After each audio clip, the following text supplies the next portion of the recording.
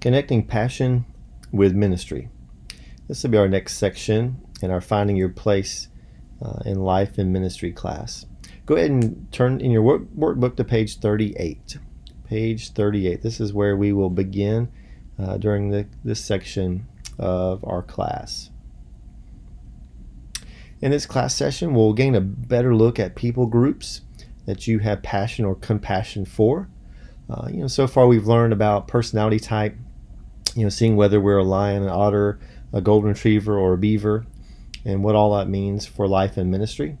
Next, we ended up learning about spiritual gifts, and then we covered abilities awareness, which is more of the environments that we are going to work best in. And now this section will continue to help kind of put all the puzzle pieces together as we uncover what people groups you have passion for, and also learn how you show that passion. I want you to think about how would you define passion? And that's the first question I really want to get started with on this slide is, how would you define that? I want you to look on the bottom left corner of page 38. There's a section there where it's asking you to define passion. So I want you to grab a pen or a pencil, be on page 38, in that bottom left corner down there, and simply right now I want you to write down the first thing that pops in your mind on how, if you were defining passion, what would you say? So spend a few seconds doing that, and then we will continue.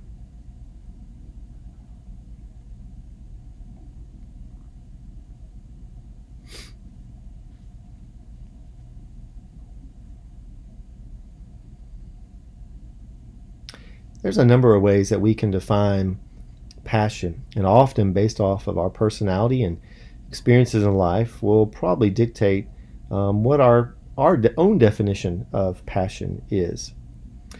Here's a few on page 38 that we're going to go over. When we look at the word passion, we often think of a number of things. A couple definitions may include a strong or extravagant fondness or enthusiasm or desire for anything. That's one of the ones listed in our book there. Another one may be a burning. So as you can tell, passion seems to be able to be defined in a number of ways. But an even bigger question is, where does passion come from? That's a question that often people ask. Okay, I see that I have this passion, or I have this desire to serve this certain group of people or do this for these individuals, but where does that come from? Where does one's passion for something originate? Well, let's see what we can find out. Here is where it originates. It is from the heart. You'll see this fill in the blank on our page there. But it is from the heart that our passion is derived. Even the Bible, talks about this idea of passion. In Proverbs chapter 27, verse 19, it says, as water reflects a face, so a man's heart reflects a man. Also, we see in Proverbs chapter 4 and verse 23, it says, above all else, guard your heart, for it is the wellspring of life. We see these passages that are really talking about the inward parts of us that make us us. Passion is an interesting thing because passion truly comes from within. And one person cannot give another person their passion. It's simply impossible. Even as much as we try to make people passionate about the things that we are passionate about, it has to come from within them. But one thing that is interesting, experiences, though, will often lead or give us our passion. I want you to go ahead and at this time and go ahead and turn to page 39. That's where we're going to be next, page 39 in your workbook. And here is where we're going to find out which people or groups that you feel the most passion for and desire to help. And what you'll notice on page 39 is a whole list of different people groups or people, in essence, that deal with different things. I mean, everything from ex-convicts to infants to ministers or singles or widowed or illiterates or people who've been divorced. There's all these different people groups that you have to choose from. I'm going to read the directions. Again, they're on page 39, just to kind of explain what you're going to be doing. It says, check the people and or groups you feel the most concern or passion for and desire or motivation to help. After checking the ones that apply, narrow them down to your top 3. Recognizing the list given is not comprehensive, list at the bottom of the page other people groups you have passion for. So you'll go through, check off as many as you want, then go back and narrow it down to your top 3. If something is not on here, you have an option at the bottom where it says others, and you can write one in. What you want to do after this is transfer these answers. There's a space on page 45 that you'll transfer your answers to. And then also you can transfer your answers to the big place sheet that was given out in class, and you can transfer them there also. In a few minutes, I'll show you a picture of that form on one of the slides, and we'll show you, if you have any questions about that, where that goes. So go ahead and hit pause on the video and go ahead and do page 39. After you hit pause and fill this out, hit play again, and we'll continue.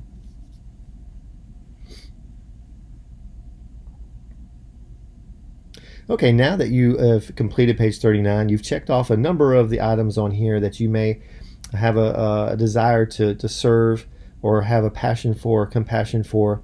You've narrowed it down to your top 3. You've wrote those on page 45. You put it on your big form. Now, let's look at some possible reasons why you may choose to serve the people or groups that you ended up putting down. A lot of times, again, we have questions about that. We have questions of, why do we have this desire towards this group of people? What is it inside me? Or did I've had certain experiences? Or what has it been that has maybe caused me to go down this path when it comes to these people groups? There's a number of reasons. We're probably not going to cover every single reason possible, but I think there's a few that we're going to cover that may make some sense. The first one we're going to look at is age. And this is a neat example. Oftentimes we may be attracted to a certain group because of age, but it could look like a number of different things. For example, a college student may choose ministry to youth based on the ability to relate with youth because maybe they're young as well. But at the same time, this doesn't have to be the case. For example, a college student may choose to serve in a senior adult ministry because of the relationship that they had with a grandparent. So it could be because of age, because themselves are young, serving youth, but it could be because of age as well, because they have such a close relationship with a grandparent or something like that. So that could be some possible reasons for your passion or compassion towards your people group. The next one is life experiences. Someone who, for example, who has lost a child may likely have a motivation to minister to those who have been experiencing loss in this way as well. And so often life experiences really shape and mold us to have a heart for certain people groups. Another one is common experiences. For example, a man comes to know Christ shortly after he's married. His wife is a non-Christian. Let's say his wife becomes a Christian many years after their marriage. He will very likely have a passion for men who may be in the situation he found himself in at the beginning of his marriage as well. So often common experiences, things we've gone through that others have gone through, may push us towards certain people groups. Also, training is one. And I think this one's maybe not one we often think about. We often can come up with life experiences and maybe common experiences, especially, maybe even age. Training is one to think about as well. Those with specialized training for a people group may be passionate because of their training, but they do not have to be passionate for this people group as well. For example, an individual who works in a prison may or may not be passionate within their church for those coming out of prison. That may be an example. And I think it's a good place to say this as well. Just because, for example, you're a school teacher doesn't automatically make you want to teach at church. I know oftentimes we do that in our congregations. We go after people who are school teachers because we assume that, wow, they're school teachers, they must love kids. Let's throw them in a Bible class on Sunday morning or Wednesday night or whenever we have class. And so there's just some assumptions that we can't make just because of that. I would also encourage you, for further study on this, to review the passion correlations and exercises on pages 42 through 44. That can be something you can do later after this slideshow. This is in the participant your workbook, and in here you can really complete the exercises there to kind of really fully understand how your passions really relate to personality, spiritual gifts, and abilities along the way. Now I would like you to turn in your workbook to page 40. So page 40 was going to be where we're going to land next. Now that we've explored what people or groups that you have passion or compassion for and may want to serve, Now let's look at the question of how do I or will I demonstrate my passion towards this people group? So it's important to obviously know the people group we have passion for and compassion for. But the next question is how do I demonstrate that? What are the things I do to demonstrate that passion towards these groups that I've marked down? So again, now we're working on the items there on page 40. I'm going to read the directions there and then get you to go ahead and do that like we did in the last one. Page 40, here we go. It says demonstrate my passion evaluation. Check those that describe how you demonstrate passion. After checking the ones that apply, narrow them down to your top three and place them at the bottom of the page, which will be there on the bottom right. Transfer your top 3 passion demonstration areas to the Finding Your Place profile, but also on page 45. And just a tip when in doing this, when you're doing this, make sure to choose the task that in the past has required little external motivation, meaning that choose the things that probably they come more natural. So, and again, I would ask you to really mark down the ones that kind of first come to mind to you. Sometimes we say the thing, think long, think wrong. Sometimes we overanalyze. So I want to ask you not to do that in this section, just like we've done before. But just remember, choose a task that in the past has required little external motivation. Okay, go ahead and hit pause at this point. Finish this, and then come back in just a second and hit play.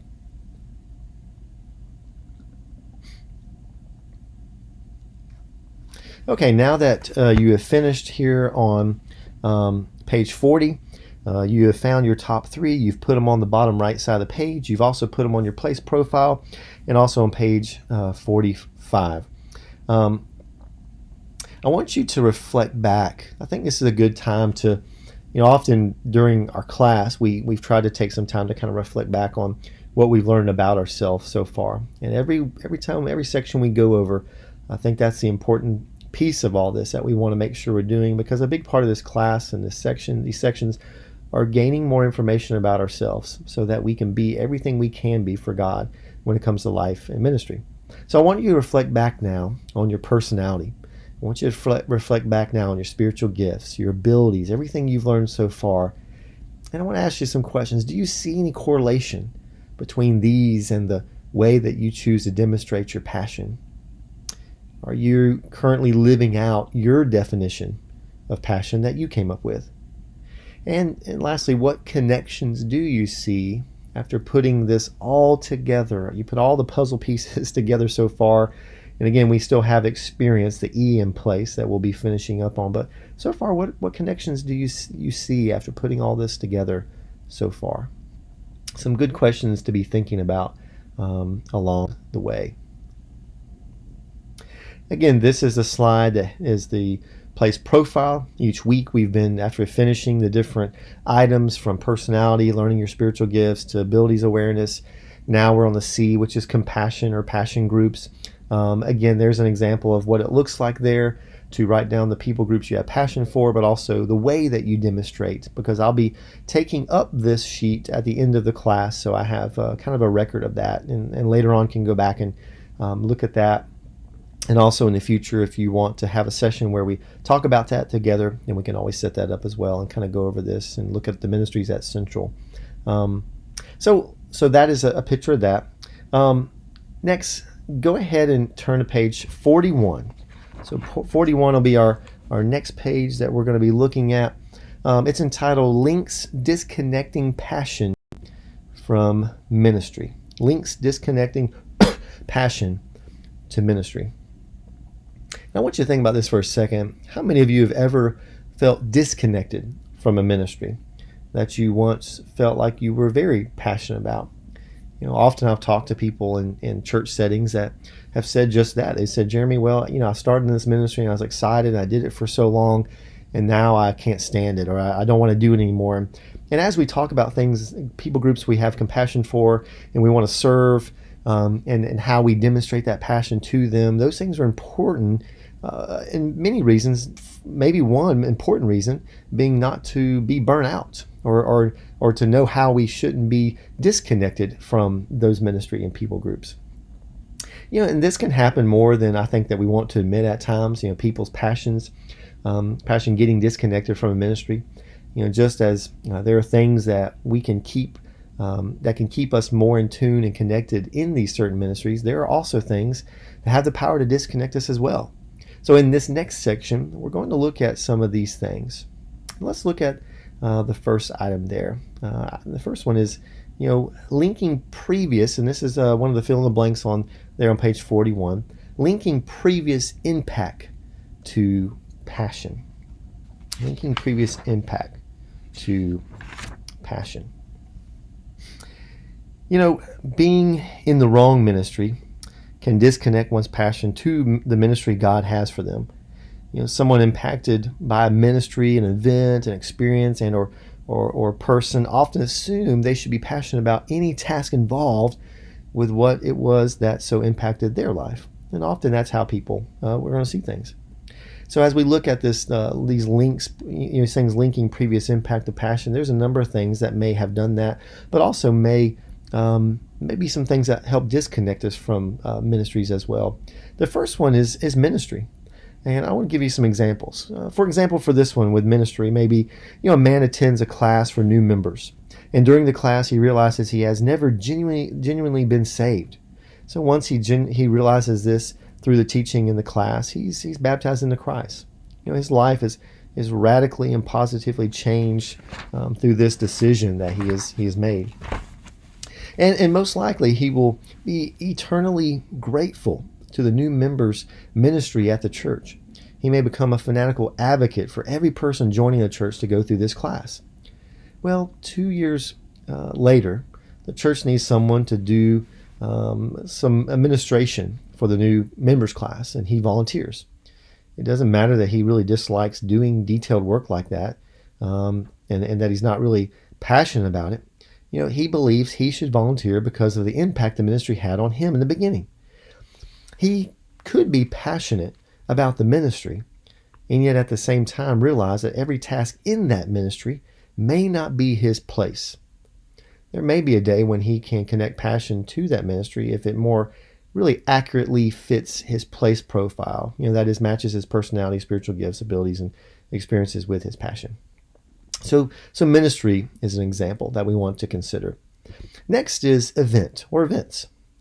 An example of this would be a young lady has been praying for years for members of her family to become Christians. Year after year she invites them to her church's Easter egg hunt. Well, year after year they say no. Well, finally one year they agree to come. And while they're there, they meet people. They end up coming to church after that. They end up, while they're at church, hearing sermons and learning about salvation. Finally, they're baptized into Christ. Well, the young lady talks to the deacon over the kids about helping next year and for the egg hunt. Well, the next year, as he's recruiting volunteers to help with the production, he remembers the young lady's gratitude and seeks to enlist her for a responsibility in the upcoming egg hunt. Well, the only problem is that she passionately dislikes the responsibility that she's enlisted to do. She does not complain because of the impact the egg hunt had on her family and because she's committed to the church.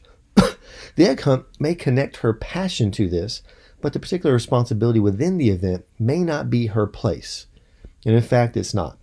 And most likely this could actually disconnect her passion for ministry if she's not careful. The next one we want to look at is experience. And here's an example I want to mention to you.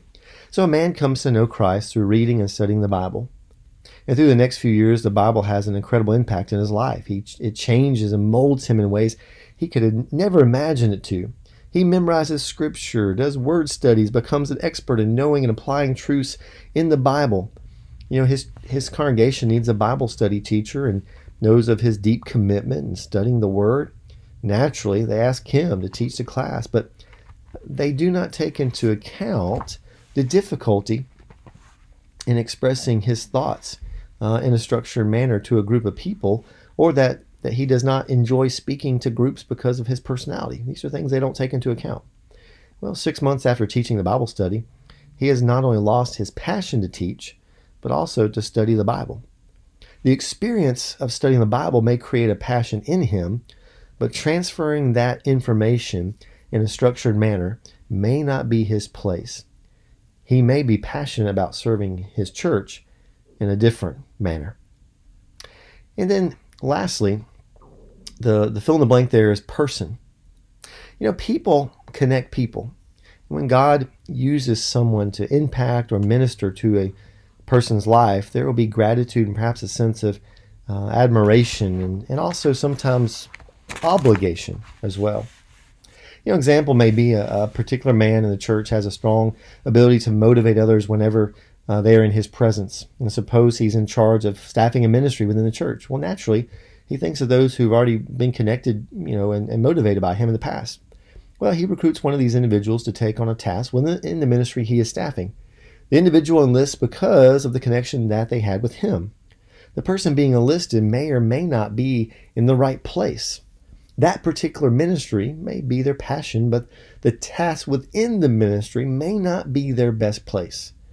This could eventually disconnect that person from his or her passion. As we continue thinking about links disconnecting passion to ministry, another thing that we want to really, a few items that we want to consider is this item right here, this nasty word called guilt. Guilt can be self-induced or induced by other experiences and people.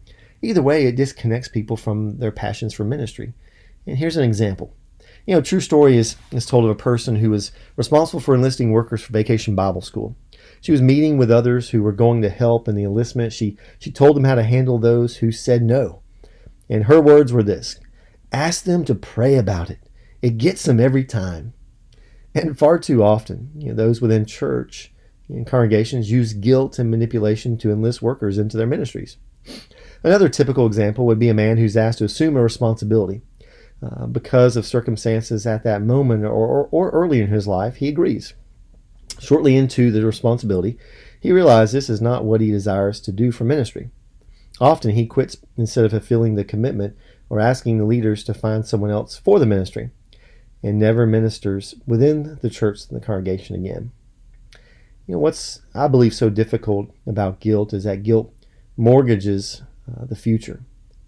And when church workers use guilt to recruit workers, what they do not realize is that they are mortgaging their future. Those who say yes to serving because of feeling like they ought to, or they have to say yes, may later find it not to be their place, and they may often fulfill their commitment but vanish, from serving ever again. So guilt is one of those things, but there's also other things that come up, and this is another fill in the blank on your sheet there. Many tasks and jobs within the church require 3 and sometimes all 4 personality types, as well as numerous spiritual gifts, abilities, and experiences that did not come from God's design for us. There are times when we will be required to do tasks within a ministry position that does not fit our unique design. However, there is a point when these tasks tip the scale in requiring someone to venture too far away for too long of a period from their God-given design. And when this happens, passion becomes loss. Often we hear about where we talk about this idea of this 80-20 rule, and often when we talk about it, when it comes to church work and things like that, as we'll often say things like 20% of the people are doing 80% of the work. Well, I want to share with you a little bit of a different idea when it comes to the 80-20 rule here. So the 80-20 rule states that we should spend 80% of our time doing ministry tasks that's in line with our place, while 20% of our time may have to be spent in tasks outside of our place or passion. It's unrealistic to expect we can spend 100% in activities that fit our place and passion. The 20% of less desirable tasks usually are necessary to keep the opportunity of doing the 80% or more desirable tasks open to us. So keep in mind that this rule expresses what is optimal, and we may not fully reach this optimal place. This should be still the goal going forward. Next is people. People is something we want to consider. Gordon MacDonald refers to 5 types of people that impact our passion. People either contribute positively or negatively to our passions, or allow our passion to maintain at the same level when we are in their presence. And here are some of those different people types. The first one is very resourceful people. VRPs is what we're calling them. They ignite our passion, and that's the fill in the blank there. Whenever we are in their presence, we come away even more passionate about the passion that has already captured our hearts. We don't have to share the same passions as our very resourceful people. The next one is very important people, and they share our passion. These individuals have the same passion as us. When we are around them, they contribute positively to our passions. The next people group we come across are the very trainable people, and they catch our passion. These are people who are able to see our passion and in turn create their own passion. And when this happens, it contributes to the re-energizing of our passion. Next is the very nice people, the VNPs, and they enjoy our passion, and they neither contribute to nor take away from our passion. And then lastly, we have very drainable people, and they take our passion. If we spend too much time in the presence of very drainable people without being re-energized by other people, our passion will begin to erode. We do not have to spend equal time in the presence of very resourceful people as to very drainable people to stay passionate. For example, a person with the gift of mercy may spend huge amounts of time in the presence of very drainable people.